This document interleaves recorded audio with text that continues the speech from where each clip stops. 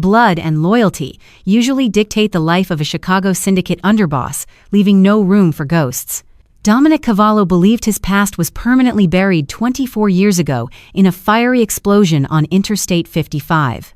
He spent decades drowning his grief in ruthlessness, climbing the ranks of the outfit with a cold, unforgiving heart.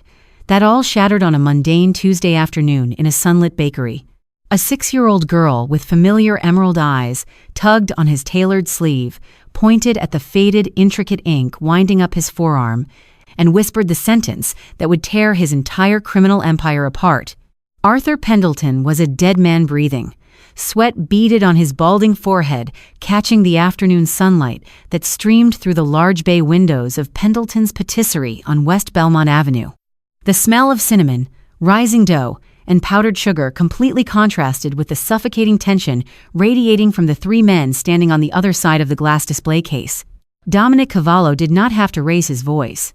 At 46, he possessed the kind of quiet, terrifying authority that made hardened criminals lower their eyes.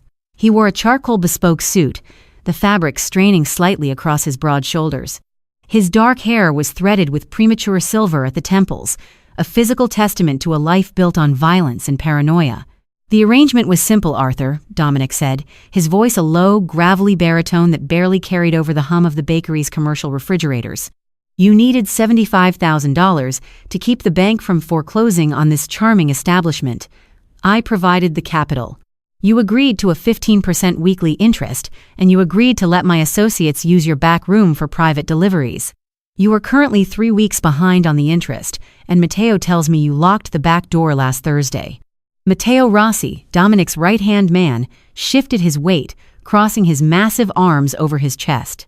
Matteo was a brute of a man, scarred and silent, casting a heavy shadow over the delicate displays of macarons and eclairs. "Mr. Cavallo, please," Arthur stammered, gripping the edges of the counter so hard his knuckles turned white. "The health inspector came by unexpectedly. I couldn't risk them seeing the crates. And the money, my daughter." "I am not a charity, Arthur," Dominic interrupted smoothly. The bakery was closed to the public. The closed sign flipped around an hour ago, but the air inside felt unbearably hot. Dominic reached up with his left hand, unfastening the silver cufflink of his right sleeve. He slowly rolled the crisp white cotton up past his forearm, needing to relieve the stifling heat of the room. As the fabric folded back, it revealed a stark, heavily detailed tattoo etched into the olive skin of his inner forearm. It was an unmistakable piece of art, a weeping angel with its wings violently clipped, holding a severed serpent in its hands, all wrapped in a broken rosary. Dominic had designed it himself over 2 decades ago. Before Dominic could issue the final warning to the trembling baker, the chime of the back office door echoed through the quiet room. A little girl, no older than 6, wandered out from the hallway. She wore a faded denim jumper and a bright yellow t-shirt covered in flour dust. Her hair was a chaotic mop of dark curls, but it was her eyes that made Dominic's breath hitch in his throat for a fraction of a second. They were a piercing, vibrant emerald green. "Grandpa Artie?" The girl piped up, her voice light and musical, entirely oblivious to the lethal predators occupying the room. "I finished my coloring." Arthur looked as though he might faint. "Lily, sweetie, go back to the office. Right now." Lily didn't listen. Her bright eyes darted to Matteo, then to the third associate by the door, and finally landed on Dominic. Children possess a bizarre radar for authority. She recognized instantly that Dominic was the one in charge. Unafraid, she trotted right up to where Dominic stood. Dominic stiffened. He despised children. They were unpredictable, fragile, and represented a vulnerability he had excised from his life long ago. He looked down at the girl, his face an impenetrable mask of stone. Lily stopped inches from his polished Italian leather shoes. She tilted her head, her gaze dropping to his exposed forearm. She stared at the weeping angel. Slowly, she reached out a small, sticky finger. Matteo took a half step forward, a low growl of warning in his throat, but Dominic raised his left hand, stopping his enforcer instantly. Lily tapped the center of the dark ink on Dominic's skin. "My grandma has a tattoo just like yours," she announced, her voice echoing off the tiled walls. The silence that followed was absolute. It was a physical weight, pressing down on the room. Dominic stared at the little girl, his heart performing a sudden, violent stutter against his ribs. "What did you say?" Dominic whispered. "My grandma," Lily repeated, looking up at him with those hauntingly familiar green eyes. "She has that angel on her shoulder, but hers is hiding under a scar. She told me it was a secret angel." Dominic felt the floor tilt beneath him. The air was suddenly devoid of oxygen. A secret angel. That specific phrase. No, it's impossible. Only 2 people in the world had ever sat in the dingy basement of Crazy Sal's tattoo parlor on Taylor Street in 1999 to get this specific piece of ink: Dominic and the woman he loved. The woman who burned to ash in a Cadillac CTS. Dominic slowly dropped to one knee, ignoring the horrified gasp from Arthur. He leveled his gaze with Lily's, forcing his voice to remain steady, though a tremor of absolute terror and wild hope vibrated beneath the surface. "What is your grandmother's name, little bird?" Dominic asked. "Lily, don't answer him!" Arthur cried out, lunging forward, but Matteo effortlessly slammed a massive hand onto the baker's chest, pinning him against the espresso machine. Lily blinked, slightly startled by the sudden violence, but Dominic's intense, unwavering focus kept her anchored. "Her name is Josie," Lily said softly. Josephine. The name hit Dominic like a hollow-point bullet to the chest. Josephine. He stood up so fast he knocked over a display stand of decorative tins, sending them clattering loudly to the floor. He didn't even look at the mess. His chest heaved, his vision tunneling until all he could see was the face of the little girl who had just detonated a nuclear bomb in the center of his reality. "Matteo," Dominic barked, his voice no longer smooth, but ragged and desperate. "Get Arthur into the back room, now." Within seconds, the terrified baker was shoved into the cramped office, leaving Dominic alone in the main storefront with Lily, who was now clutching her coloring book against her chest, her bottom lip trembling.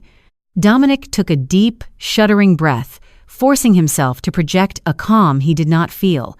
He crouched back down. "I'm sorry I scared you, Lily. My name is Dominic. You said your grandma's name is Josephine. Does she have a last name?" "Sullivan," Lily whispered. "Josephine Sullivan." Sullivan.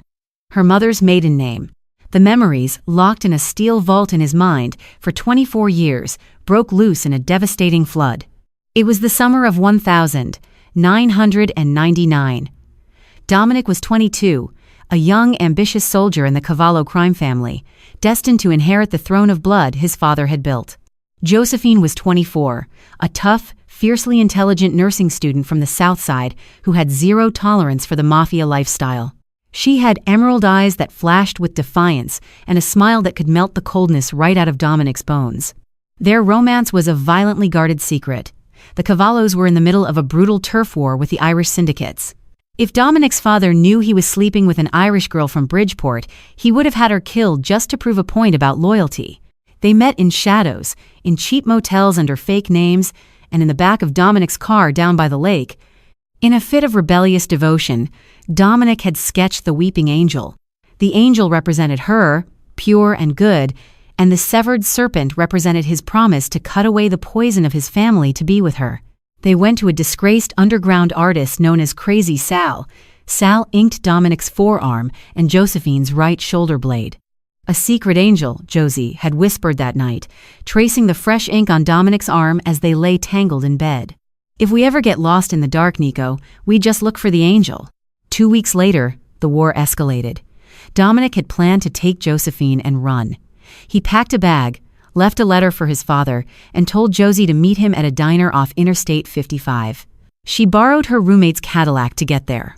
Dominic was 5 minutes late. He arrived just in time to see the Cadillac pull into the parking lot. He smiled, stepping out of his car. Then, the world turned into fire and deafening noise. The car bomb had been wired to the ignition. The explosion shattered the diner's windows and threw Dominic violently to the asphalt. He remembered the blinding heat, the smell of burning rubber and roasting flesh, and his own animalistic screams as his father's men dragged him away from the burning wreckage. Dental records eventually confirmed the body inside was Josephine. Dominic's soul died that night on the pavement. He stayed with his family. He embraced the darkness. He became the monster they wanted him to be, carving a bloody path to the top of the outfit, seeking vengeance on the rival crew who planted the bomb, slaughtering them down to the last man. And now, a little girl smelling of cinnamon was telling him it was all a lie. "Where is your mom, Lily?" Dominic asked, his voice thick with unshed tears. "She's in heaven," Lily said matter-of-factly. "She got sick when I was a baby. It's just me and Grandma Josie now. Grandpa already watches me when Grandma works." Dominic stood up, his mind calculating at light speed. If Josephine didn't die in the car, who did? Her roommate? Why did she let Dominic believe she was dead? Why did she never reach out? He stormed into the back office. Arthur was trembling in a chair, Matteo standing guard. "Who is the girl?" Dominic demanded, grabbing Arthur by the collar of his apron and lifting him an inch out of the seat. "Tell me everything about her grandmother." "I swear, Mr. Cavallo, I just watched the kid." Arthur choked out, terrified by the sheer, unadulterated madness in Dominic's dark eyes.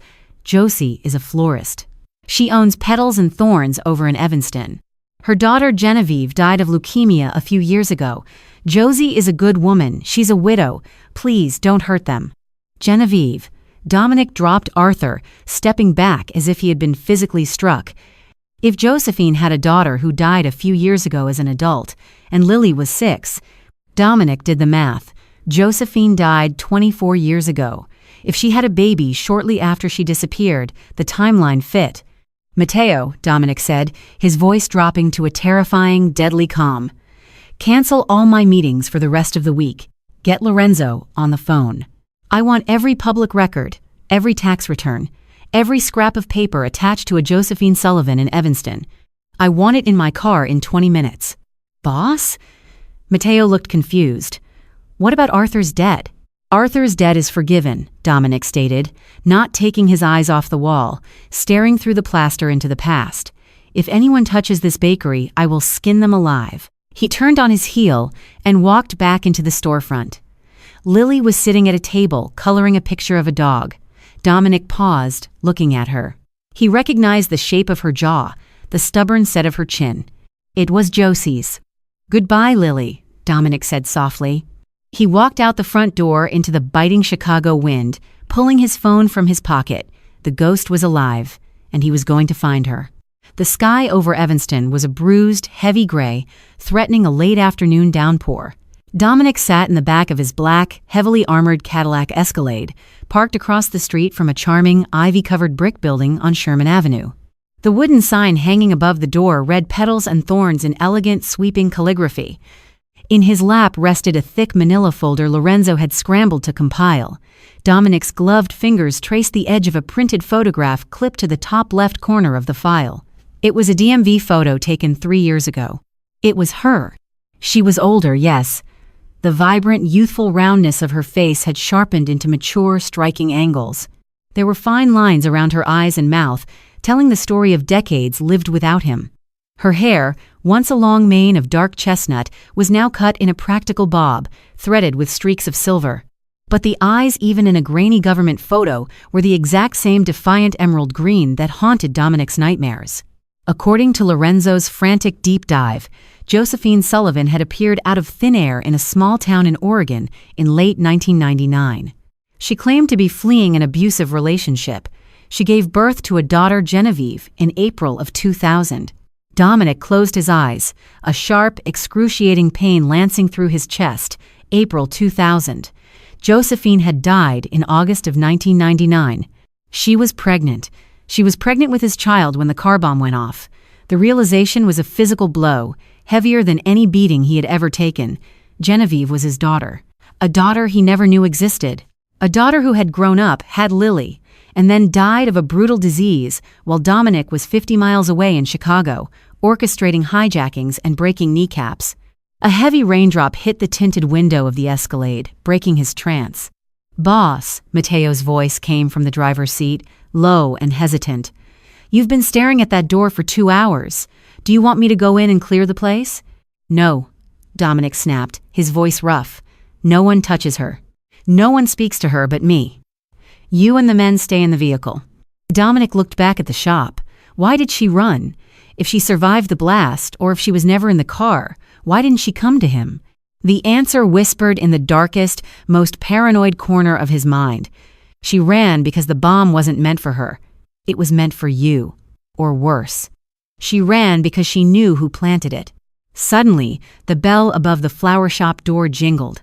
Dominic leaned forward, his heart hammering violently against his ribs. A woman stepped out onto the sidewalk, holding an umbrella. She was wrapped in a thick, beige cardigan, carefully locking the heavy wooden door behind her. She turned, shaking out her keys, and for a fleeting second, she looked directly across the street at the parked Escalade. Dominic stopped breathing. It was Josie. In the flesh. Only 50 feet away. The phantom he had mourned, the woman whose memory he had used to justify his descent into a life of absolute savagery, was standing in the rain, looking annoyed at the weather. She turned and began walking briskly down the sidewalk toward a parked, sensible silver sedan. Anger, hot and blinding, flared in Dominic's chest, warring violently with an overwhelming, desperate relief.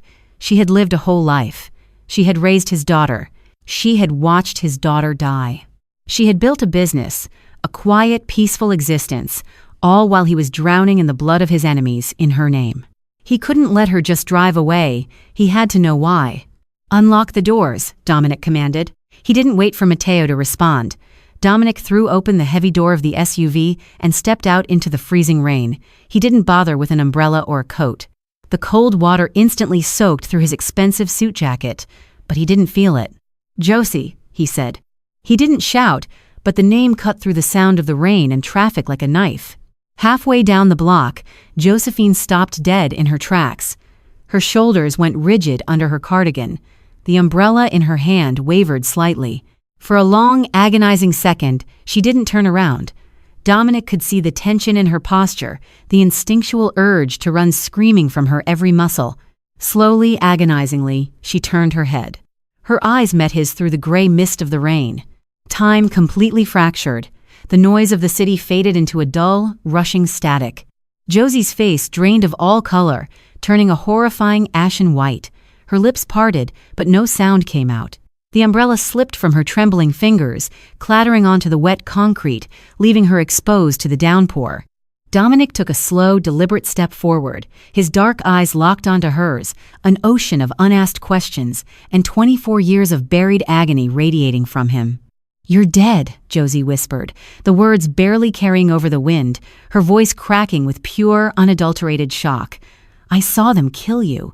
Dominic froze. The anger instantly evaporated, replaced by a chilling confusion. "She saw them kill him?" "I've been dead for 24 years, Josie," Dominic replied, his voice a dark, rough growl as he closed the distance between them. "But so have you." Rain hammered against the pavement, soaking through Dominic's bespoke charcoal suit, but he felt absolutely nothing.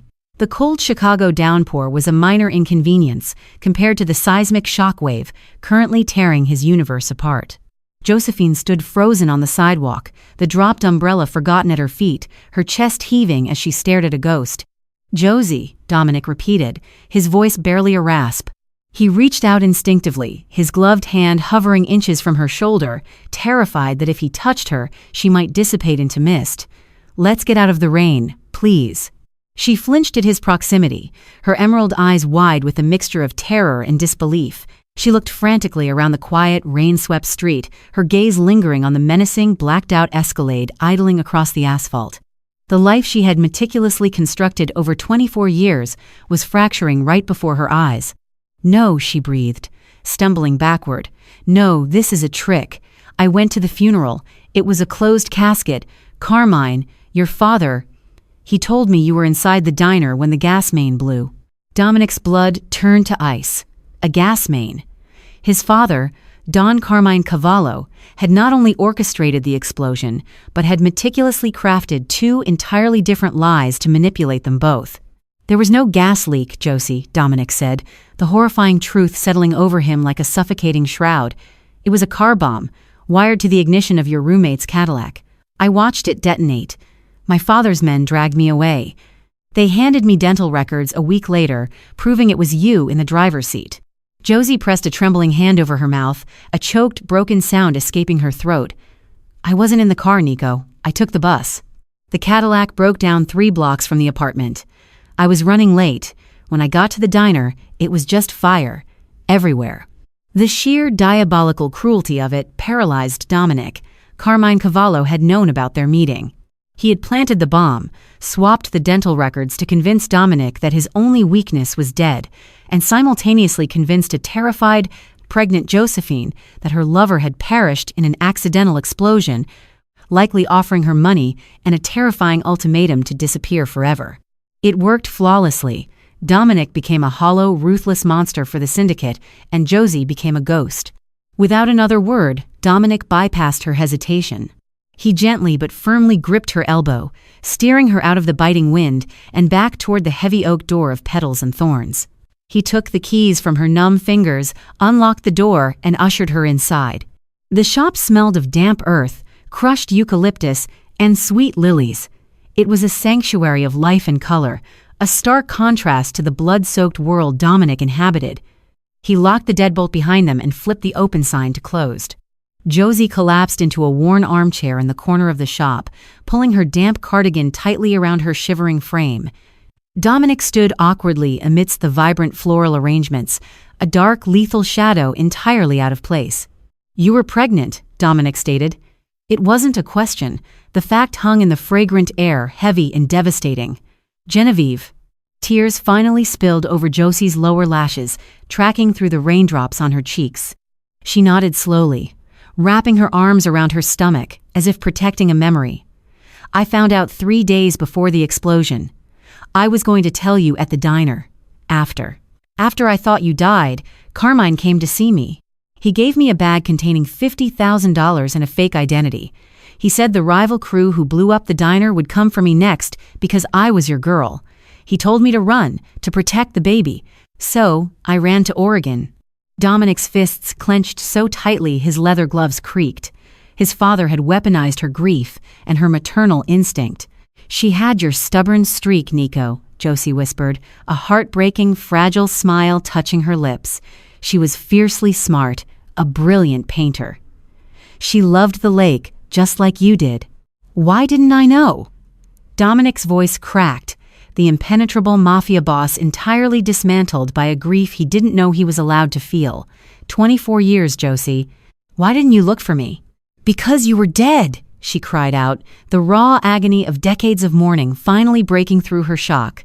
"I visited your grave in Riverside Cemetery every year on your birthday, until she got sick. Do you have any idea what it was like? Raising our daughter alone, watching her fight leukemia, burying her all while believing the only man I ever loved was ashes in a box?" Dominic dropped to his knees, right there on the hardwood floor of the flower shop. The man who ordered executions without a second thought buried his face in his hands, his shoulders shaking with the weight of a stolen life, a daughter he never held, a child he never protected. Josie watched the terrifying, legendary underboss of the Chicago outfit break down in her shop. The fear slowly drained from her, replaced by a profound, agonizing sorrow. Tentatively, she reached out, her fingers brushing the wet, silver-threaded hair at his temples. "She left us, Lily," Josie murmured softly, her thumb wiping a stray raindrop from his jaw. "Genevieve's husband died in an accident before Lily was born. It's just been the two of us. And now you are here." Dominic looked up, his dark eyes burning with a sudden, terrifying clarity. The grief was still there, a massive, unmovable boulder in his chest, but a new, violently protective instinct surged through his veins. "Carmine is dead," Dominic said, his voice dropping to a lethal, razor-sharp whisper. "He died of a stroke 5 years ago. My older brother, Vincent, runs the family now. But Vincent is exactly like him, paranoid, vicious." Josie withdrew her hand, the reality of Dominic's world suddenly crashing back down on her. "Nico, what have you become?" "A monster," Dominic answered truthfully, offering her the candor she deserved. "Everything they wanted me to be. But that ends today."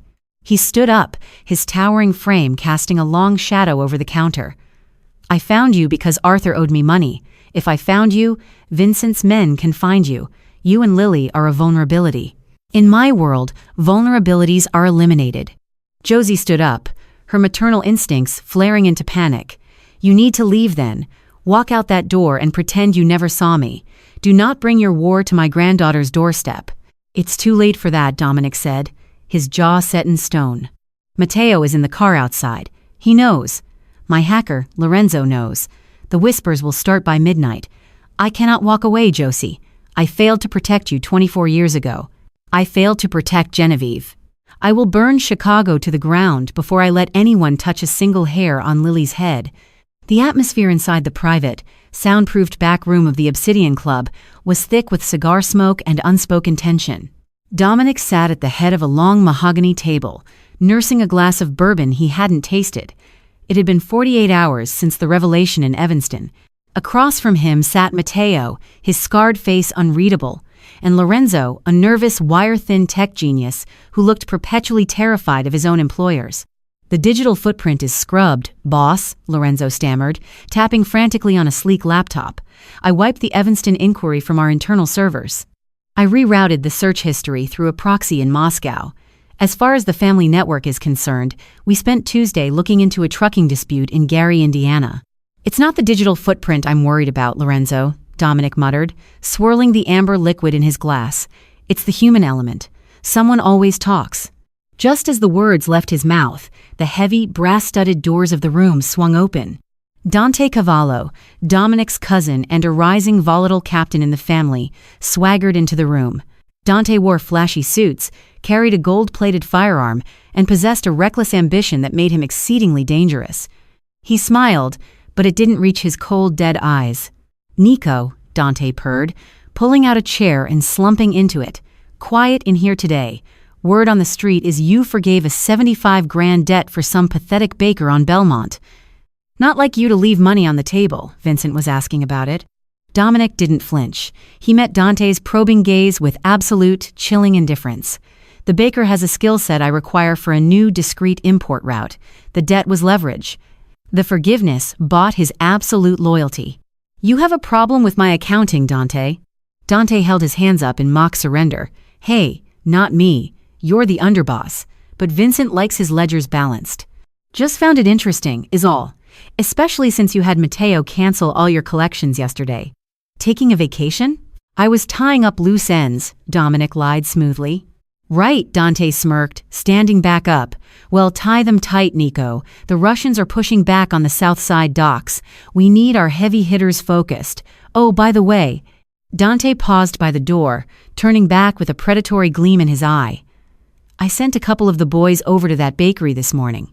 Just to ensure the baker understood the gravity of his new loyalty to you. The bourbon glass in Dominic's hand shattered. The sharp crack echoed through the silent room. Blood pooled in Dominic's palm, mixing with the spilled alcohol, but he didn't look down. His entire focus was locked onto Dante, a terrifying homicidal rage radiating from his core. If Dante's men went to the bakery, they might have seen Arthur. They might have seen Lily. You went behind my back, Dante? Dominic's voice was barely a whisper, yet it carried the weight of a death sentence. Matteo immediately stood up, his hand dropping to the holster beneath his jacket. Dante's smirk faltered slightly, realizing he had crossed an invisible line he couldn't see. Just checking on the family investments. Nico, relax. The baker was trembling like a leaf. Said he was watching some kid. Didn't look like much of a smuggler to me. Get out, Dominic commanded, his voice vibrating with barely contained violence. Nico. I said, get out of my sight before I have Matteo remove your tongue, Dominic roared, standing up so violently his heavy leather chair crashed backward onto the floor. Dante swallowed hard, his bravado crumbling. He nodded stiffly and backed out of the room, closing the heavy doors behind him. Dominic grabbed a napkin, wrapping it tightly around his bleeding hand. His pulse roared in his ears. The timeline had just accelerated exponentially. Dante was suspicious. Vincent would be next. They were circling the bakery, and by extension, they were circling Lily and Josie. Matteo, Dominic barked, his mind shifting from shock to pure tactical warfare. Yes, boss. We don't have time to play defense. Gather the loyalists. The men who answer directly to me, not to Vincent. I want a 4-man detail on the flower shop in Evanston, and a 4-man detail on the bakery, effective 10 minutes ago. Arm them heavy. Lorenzo looked up, pale and sweating. Boss, if you mobilize your personal guard against Vincent's captains, that's civil war. The outfit will tear itself apart. Let it burn, Dominic stated, walking toward the door, leaving a trail of bloody drops on the Persian rug. 24 years ago, this family stole my heart. I will be damned if I let them take my blood. Rain continued to lash against the reinforced glass of Dominic's office as he orchestrated the extraction. Every second that ticked by felt like a tightening noose. Lorenzo's fingers flew across his keyboards, monitoring encrypted Chicago Police Department scanners and tracing the GPS coordinates of Dante's known associates. "Boss," Lorenzo called out, his voice tight. Two unregistered vehicles just pulled into the alley behind Pendleton's patisserie. Plates match the burner cars Dante keeps at the South Side lockup. They are moving on the Baker.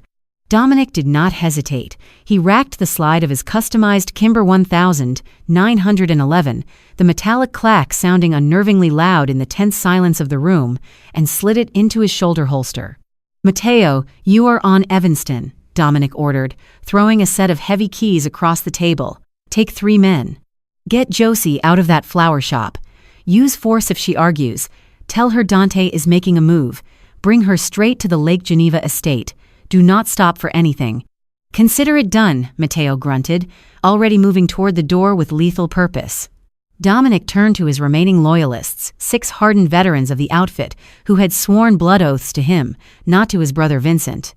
"We are going to Belmont. We secure Arthur, and we secure the girl. If anyone wearing Dante's colors gets in our way, you put them in the ground. Are we clear?" A chorus of grim nods was his only answer. 15 minutes later, 2 black armored SUVs slammed to a halt in front of the bakery. The closed sign hung crookedly in the window, and the front door was shattered, glass littering the wet pavement. Dominic stepped out into the downpour, his weapon drawn, his eyes scanning the perimeter. He breached the front door, glass crunching beneath his leather shoes. The sweet smell of baked goods was completely overpowered by the metallic tang of blood and the acrid stench of fear. In the back office, Arthur Pendleton was on his knees, his face a bloody, bruised mess. 2 of Dante's muscle thugs named Rocco and Shay were tearing the room apart, pulling ledgers from the desk and smashing picture frames. Lily was nowhere to be seen, a detail that made Dominic's heart stop cold. "Where is the stash, old man?" Rocco growled, lifting a heavy tire iron. Dante knows Nico didn't forgive 75 grand out of the goodness of his cold, dead heart. "What are you moving for him?" "I don't know," Arthur sobbed, spitting blood onto the linoleum. "I swear it was just a bakery." "Wrong answer," Rocco sneered, raising the iron. He never got to swing it.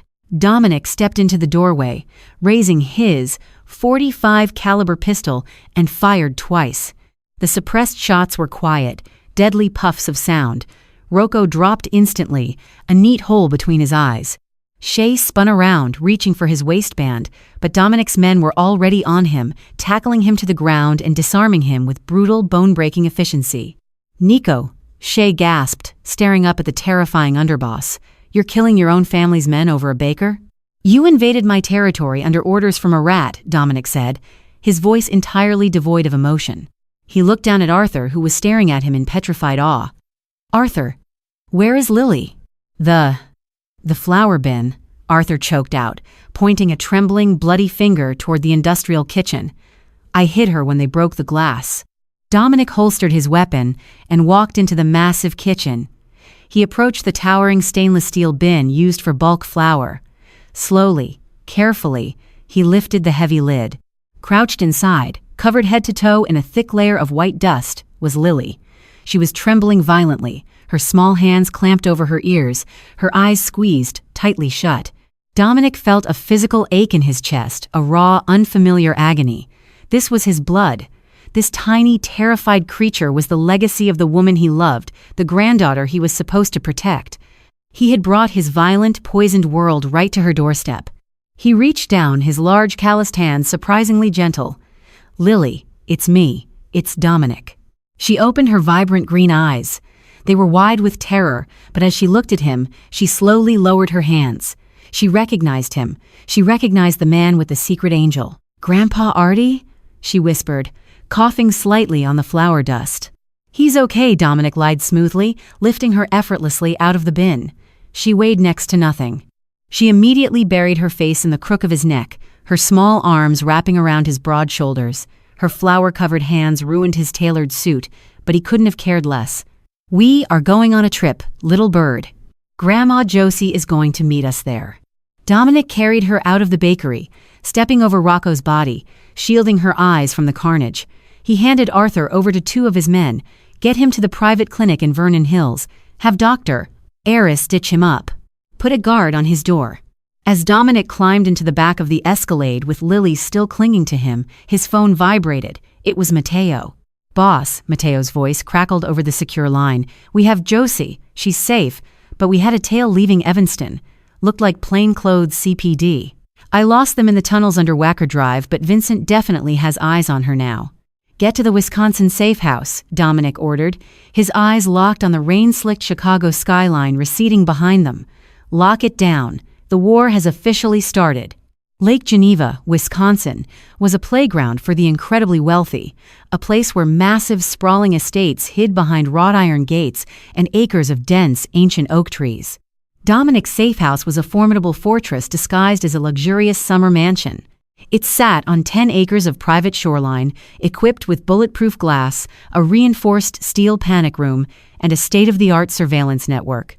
By midnight, the storm had followed them north, thunder rattling the heavy wooden beams of the estate's grand library. Josie stood by the massive stone fireplace, a blanket wrapped tightly around her shoulders. She looked exhausted, her face pale, the trauma of the day etching deep lines around her eyes. Lily had finally fallen asleep upstairs in a lavish guest bedroom, guarded by two of Dominic's most trusted men. Dominic poured 2 glasses of Macallan 25 and walked over, offering her one. She stared at the amber liquid for a long moment before taking it, her fingers brushing against his. The brief contact sent a jolt of electricity through them both, a haunting echo of a touch they hadn't shared in 24 years. She asked if you were really an angel, Josie said softly, staring into the crackling fire. Because of the tattoo, I didn't know what to tell her. Tell her the truth, Dominic said, taking a heavy sip of his scotch. Tell her I am the furthest thing from an angel. Josie turned to look at him.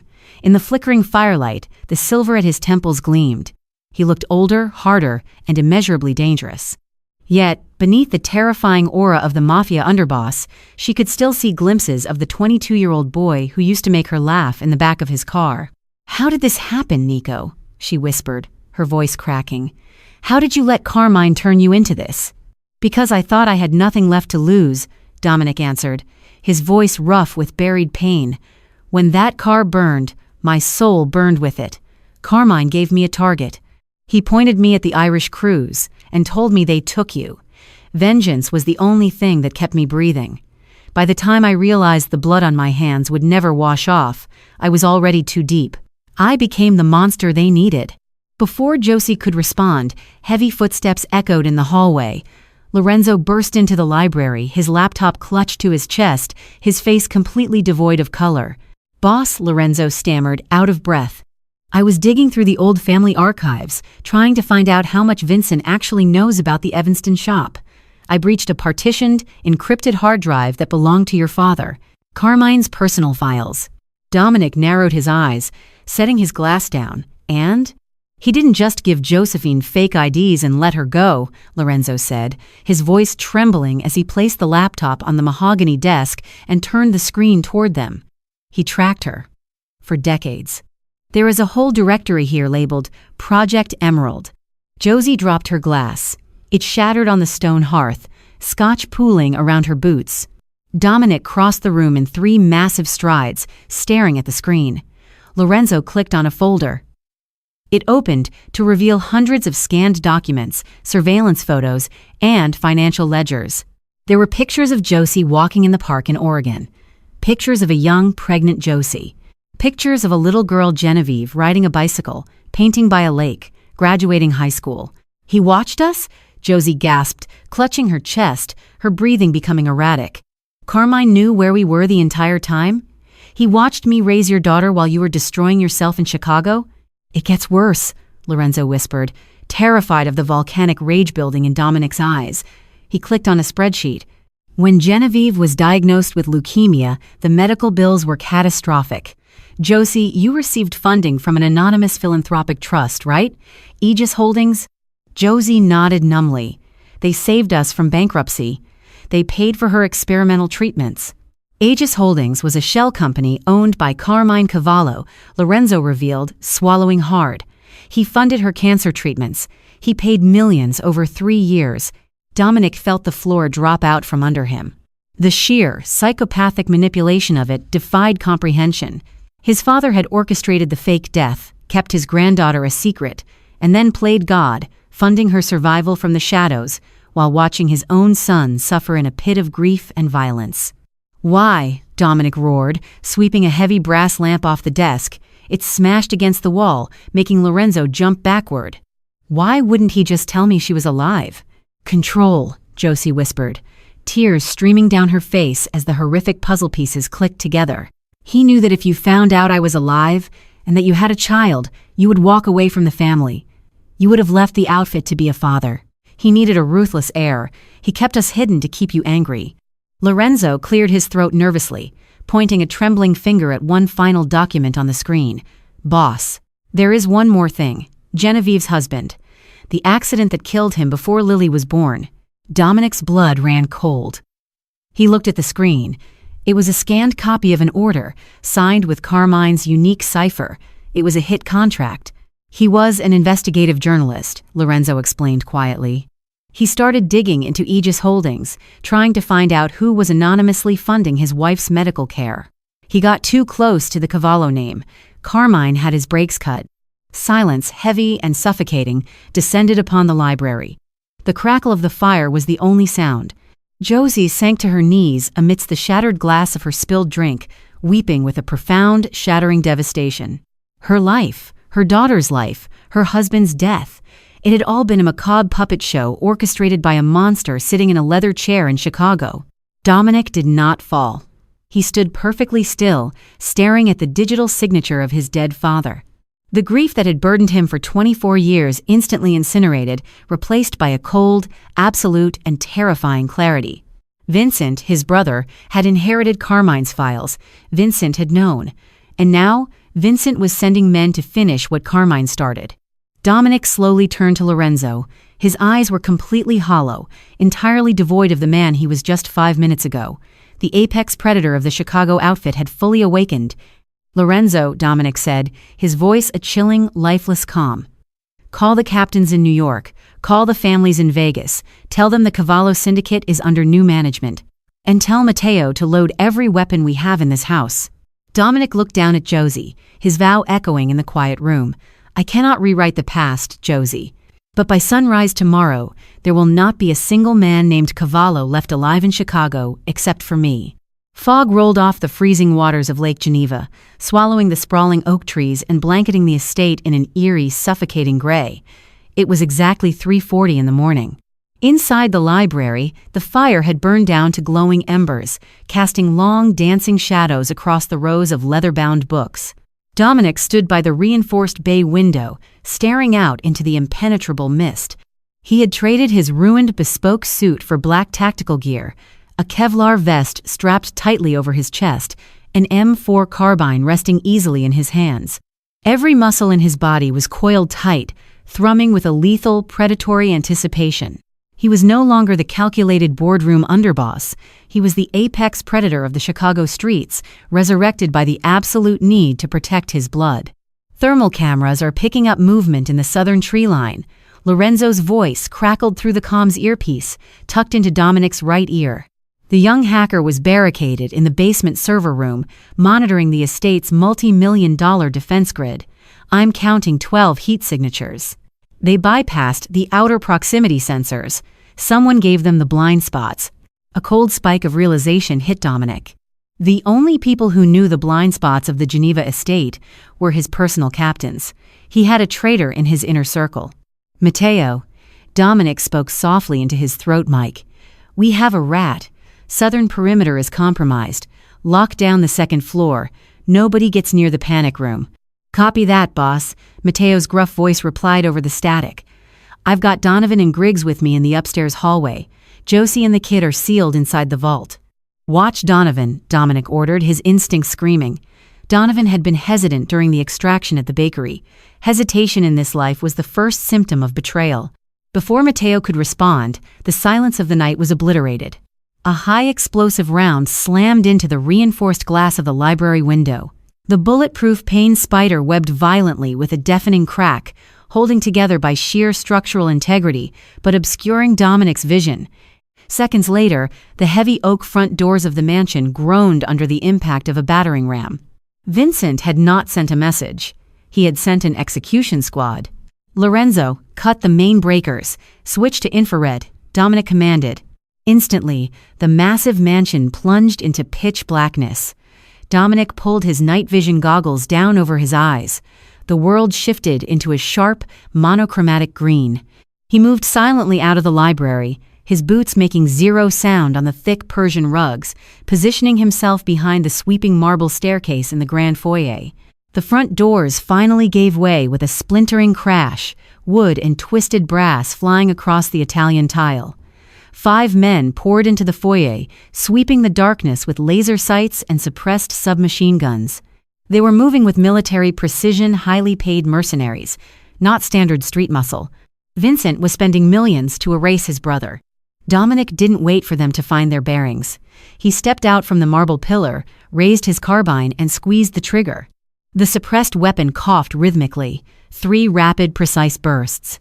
The 3 lead mercenaries dropped instantly to the floor, their body armor useless against Dominic's armor-piercing rounds aimed perfectly at their unprotected throats and jawlines. The remaining 2 men spun, firing wildly into the dark, their bullets chewing through the plaster walls and shattering a priceless chandelier overhead. Glass rained down like deadly hail.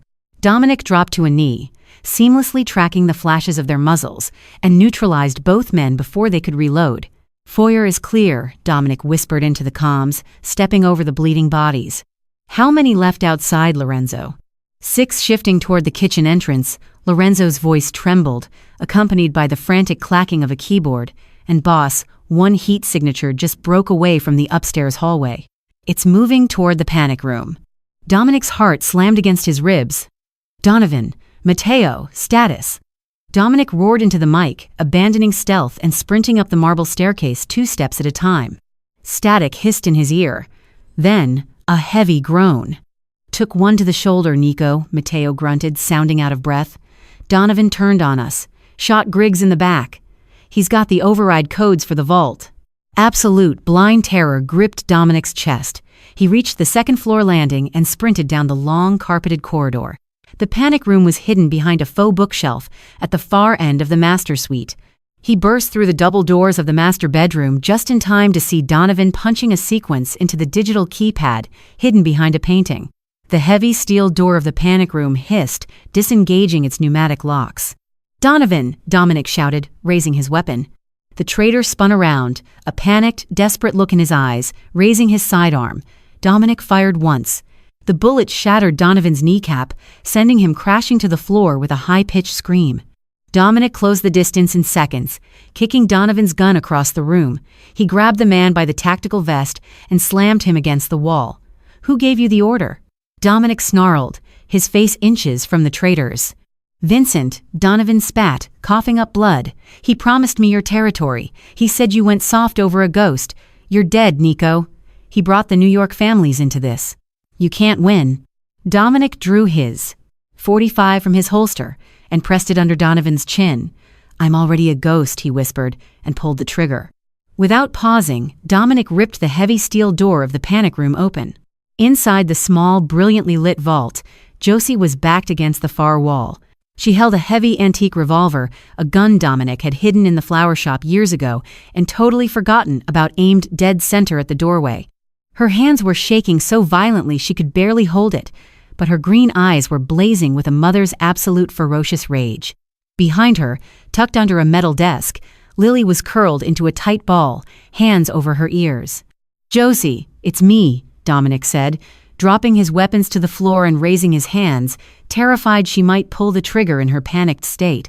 "It's Nico. You're safe." Josie lowered the gun, a ragged sob escaping her lips. She dropped the heavy weapon and practically collapsed forward. Dominic caught her, wrapping his massive arms around her trembling frame, burying his face in her hair. She smelled of gunpowder, fear, and lilies. "I've got you," he murmured fiercely, pressing a kiss to her temple. I will never let them touch you. I swear on my soul." He looked over her shoulder at Lily. The little girl peeked out from under the desk, her emerald eyes locking onto his. Despite the gunfire, despite the terror, she reached out a small hand toward him. Dominic knew right then that the war was no longer just about survival.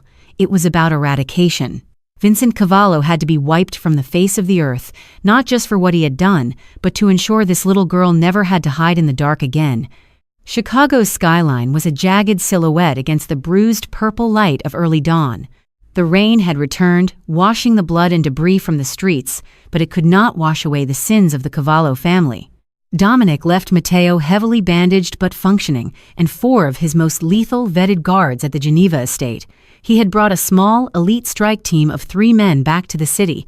Lorenzo's hacking had traced Vincent's encrypted burner phone not to the family compound, but to a private, heavily guarded slaughterhouse in the Fulton Market district. It was an old family property, a place where bodies were hung beside cattle to bleed out before disappearing forever. The black Escalade rolled to a silent halt a block away from the loading docks. Infrared shows 10 men inside. "Boss," Lorenzo whispered through the earpiece from his mobile setup in the back of the SUV. "Vincent is in the manager's office overlooking the killing floor. Cut the power to the perimeter fences and jam their comms," Dominic ordered, racking the slide of his shotgun. He looked at his 3 loyalists. No prisoners, no survivors. "We cut the head off the snake tonight." The breach was a masterclass in organized brutality. Dominic and his men moved like phantoms through the rusted side doors of the meatpacking plant. The air inside was freezing, smelling heavily of bleach, copper, and raw meat. Rows of massive, skinned cattle carcasses hung from heavy steel hooks on a mechanized track, creating a labyrinth of dead flesh. Vincent's men were caught entirely off guard. Without radio communication, they were isolated. Dominic's team utilized the hanging carcasses as cover, moving with terrifying, silent efficiency. Suppressed gunshots echoed dully through the cavernous space, masked by the hum of the massive industrial refrigerators. One by one, Vincent's elite guards dropped to the blood-stained concrete, their lives extinguished before they even realized the underboss was in the building. Dominic walked down the center aisle, his shotgun lowered, his eyes fixed on the illuminated glass window of the elevated manager's office at the far end of the floor. He didn't bother taking the stairs quietly. He stalked up the metal-grated steps, his heavy boots ringing out like a death knell. He kicked the wooden door of the office open with enough force to shatter the frame. Vincent Cavallo was standing behind a scarred metal desk, frantically packing stacks of banded $100 bills and encrypted hard drives into a leather duffel bag. Vincent was older than Dominic by 5 years, thinner, with a sharp, weasel-like face that lacked their father's commanding presence. He looked up, his face draining of all color as Dominic filled the doorway, a literal angel of death covered in the blood of his men.